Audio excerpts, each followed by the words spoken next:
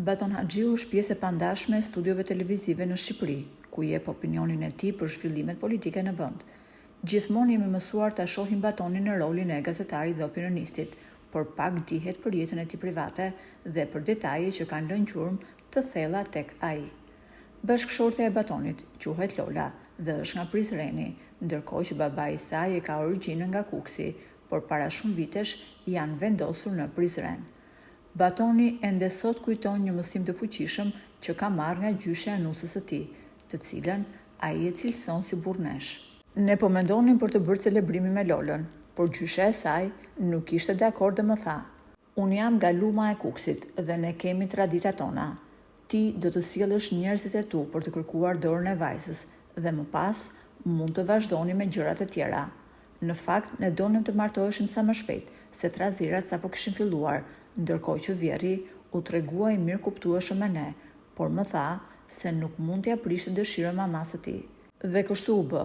Çova në shtëpinë e Lolës, njerëzit më të mirë që kisha për t'i kërkuar dorën e ta mbyllim këtë gjë. Por ajo që më çuditi më tepër ishte përgjigjja e gjyshës së saj.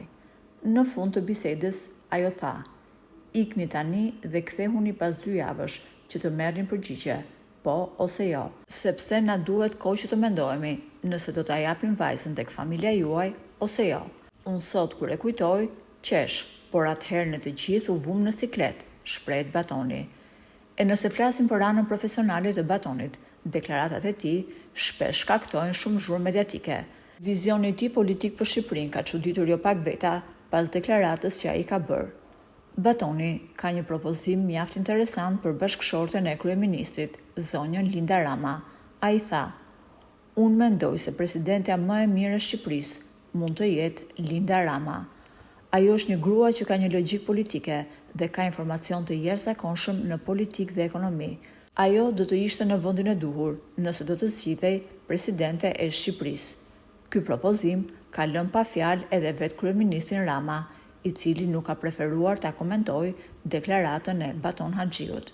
Po ju, çfarë mendoni? A është Linda Rama një presidente e denjë për Shqipërinë? Dhe a është Batoni thjesht një analist apo një zë që po përgatit terrenin për diçka më shumë? Shkruani mendimin tuaj në komentet poshtë videos.